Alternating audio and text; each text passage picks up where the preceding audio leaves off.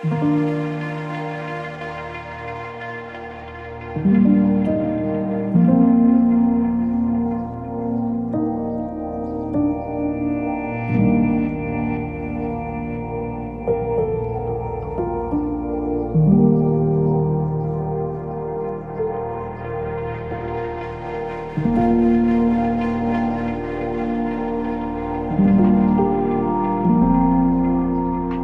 Judy Langenfelder, and I'm 63 years old, and I was diagnosed in January of 2019 with stage 3C ovarian cancer.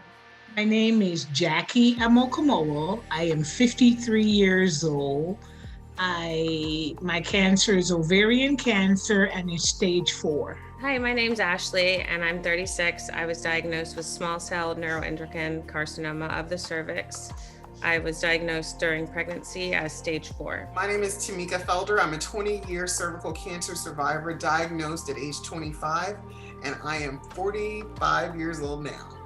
I'm Rhonda Gum. I'm 61 years old. I had ovarian cancer stage 1C and uterine cancer stage 1B. I was diagnosed in 2015. My name is Sally McMillan-Robb. I was diagnosed with ovarian cancer when I was 26 years old. It was an immature teratoma. It wasn't staged exactly, but we suspect it was stage 1C. I'm Stacia Gallagher. I'm 59 years old, and I was diagnosed with stage 3A endometrial cancer.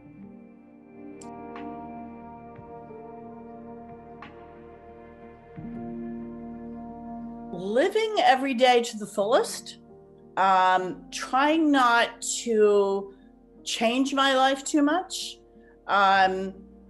I go to, my cancer medical updates and physicals with my doctor. And when I have to go through chemo or radiation, I do that.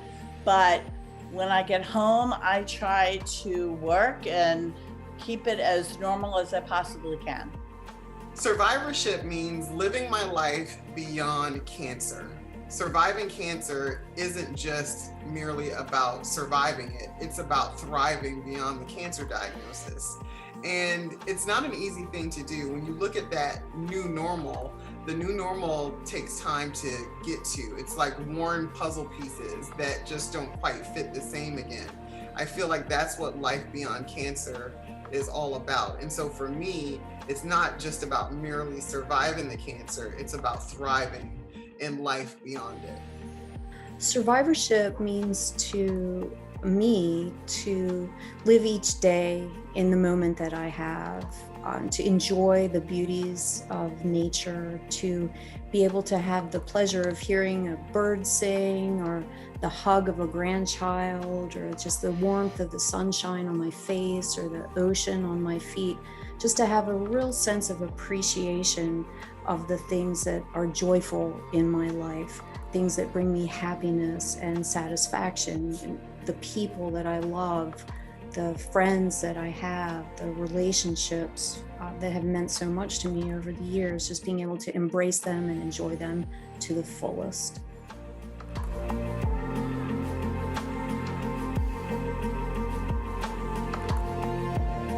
Being a cancer survivor has taught me about my strength. Prior to my diagnosis, I just, I lived my life. As issues would come up, I literally just put one foot in front of the other and kept it moving. Never thought about it in terms of strength. It also taught me resilience, especially the recurrence. The ability to be able to push through and move forward in the midst of yet another, what could be perceived as an adversity. And people, what I have learned about people in this, it has really redeemed my faith in people that I have not seen or heard in many years have stepped forward and jumped into my support system, be it take me to a physical therapy appointment, pick me up from chemotherapy, pick up groceries for me, just drop by dinner, and then the calls to check on me to see how I'm doing. It has really restored my faith in people. It has taught me to be more forgiving of myself, but also more importantly, to be confident in my decisions and my wishes. I think pre-cancer, especially at the age of 26, I was very concerned with what other people thought in all types of spaces. And post-cancer, I really got to identify and focus and be comfortable, and I want to do this, and that's okay, even if someone else doesn't want me to do it. So it just taught me so much about who I am, and then about appreciating and loving every minute of life. People around me generally just have so much empathy and grace. And also in the process, I'll say, discovered so many people had cancer struggles, even if they weren't ovarian in nature. They had other types of cancers or had cared for loved ones that had cancer. So it taught me that we all have our own independent struggles about other people, and that most people overwhelmingly want to help, and we're empathetic and we're caring and loving. So it's, you know that, but I think when you go through something like cancer, you really find that out, that people are in your corner by and large, and that people are good. Again, you're going to get me to cry. The people, I'll go with the people around me first. They all think I'm really strong. And I guess I am. I feel like I have two choices. One is to sit in the corner and feel sorry for myself and probably die sooner.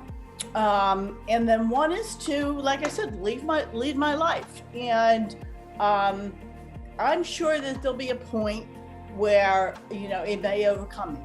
But until it does, this is just something that I'm experiencing. I'm not the first one, and I'm not the last one. And I can die walking across the street.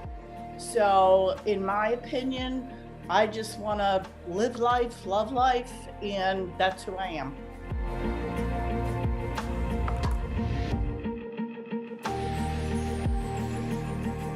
My biggest support system, of course, is my family. My husband was wonderful. My son was wonderful. My mother. But I gotta say that Johns Hopkins, the KGOS team, and Paula, in the beginning, Susan Berger. I mean, everybody has been such a great support to me. Anything I need, they're always there for me. My sisters and my sisterhood have been my biggest support system, because they were also diagnosed with a very rare cancer, and they knew exactly what I was going through and the same thoughts and worries and fears that I was dealing with. My biggest support system are the people that have gone through cancer and have really shown the way to get through it, right? And that means not showing just all the good stuff. That means showing the bad stuff too. When you fall down, when you get a reoccurrence, when you have an open wound, when you are not, finding the treatment that just gets it done. But then you hear stories of others and what they did to cope and make it through. A lot of times we want to see all the way to the finish line, but the finish line doesn't always look like a finish line where we're completely done. And so for me, I love having the support of family, friends, and coworkers, but my biggest inspiration are the fellow people who are fighting cancer every single day.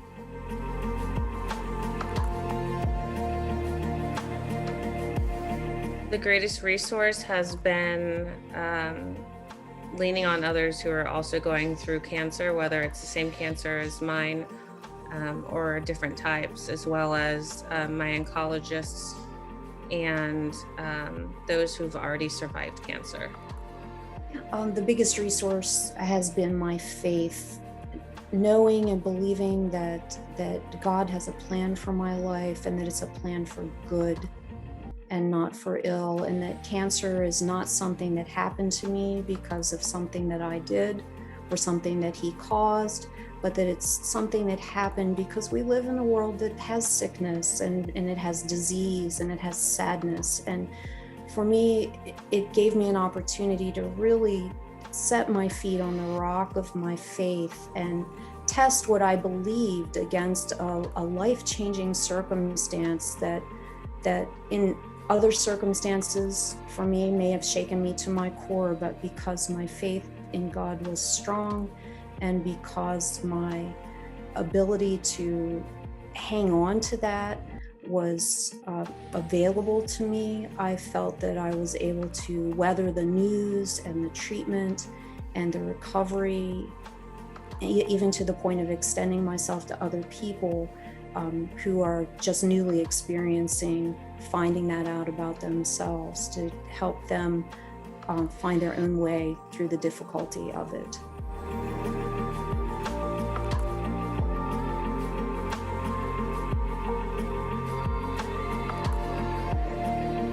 Okay, so wish I had known. I'll start with first. And I guess the first thing when you're diagnosed with ovarian cancer is, what did I miss? What did I do wrong? What could I have done to prevent this from going as far as it did? And of course, they told me, you're a female and 60, and there you go. And I was healthy. And when you're healthy, the way I've had it explained to me, you just don't go to the doctor that often. You go for physicals and things, but you know what they're checking and what you're feeling are normal things and nothing crazy. So I'm not sure that I would have done anything differently going into this, or even after it. Like I said, I was diagnosed locally, and I would not let them admit me. I made them transfer me to Hopkins immediately.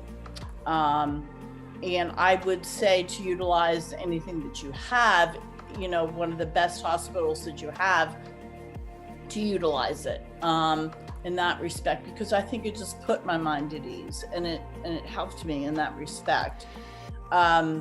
Advice for other people. I think my biggest advice would be to not get on the internet and not read everything that you get your hands on, because I think it could make you crazy. And I think that if you absorb yourself into that, you're not living your life, unless you want to be or are in the medical field. But I think that the more normal you stay, that would be the advice that I would give to people with cancer, is to just do what you have to do, you know, medically, and then do what you can. Otherwise, I mean, I've gone out on the golf course. I'm not a good golfer, but I played 18 a week ago Friday. And I you know, kind of thought I was headed for maybe 9, if that, and now we're going away, and I hope that I can play at least 4 rounds. So I push myself. I really do. I did that over the weekend too. I had my last round, small chemo, my last round on Thursday, and I could have easily sat home and laid around and slept and did nothing, but I pushed myself to go pick out flowers and pot flowers. Yeah, I had to sit on a chair, and you know, my husband and my son brought stuff to me, more so than I would have, you know, and I went to dinner.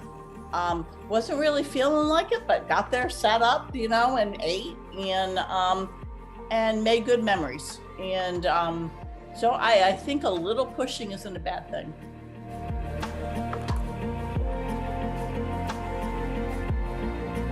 The nursing team.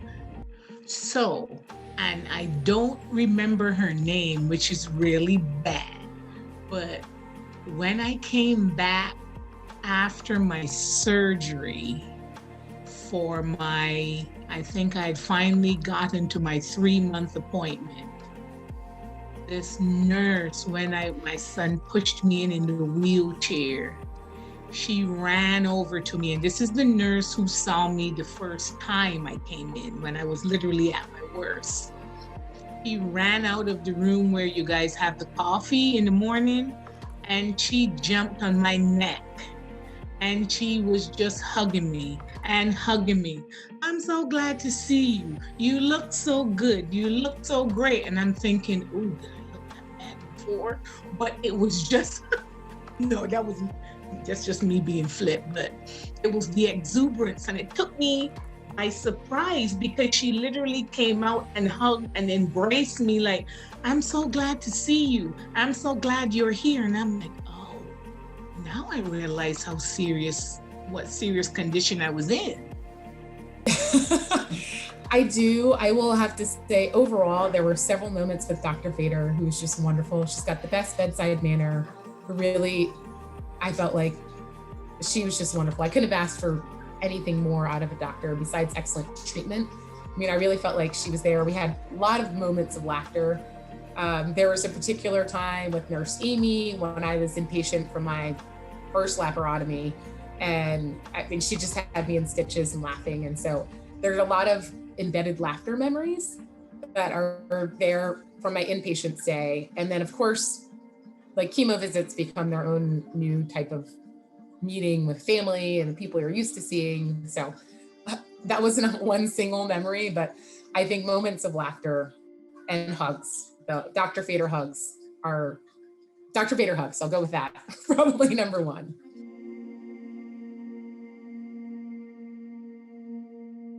Through my journey As a cancer survivor, I've discovered that I am unapologetic. I am resilient. I'm stronger than I ever thought I was. I am resilient. I am strong. I'm blessed. I'm a fighter.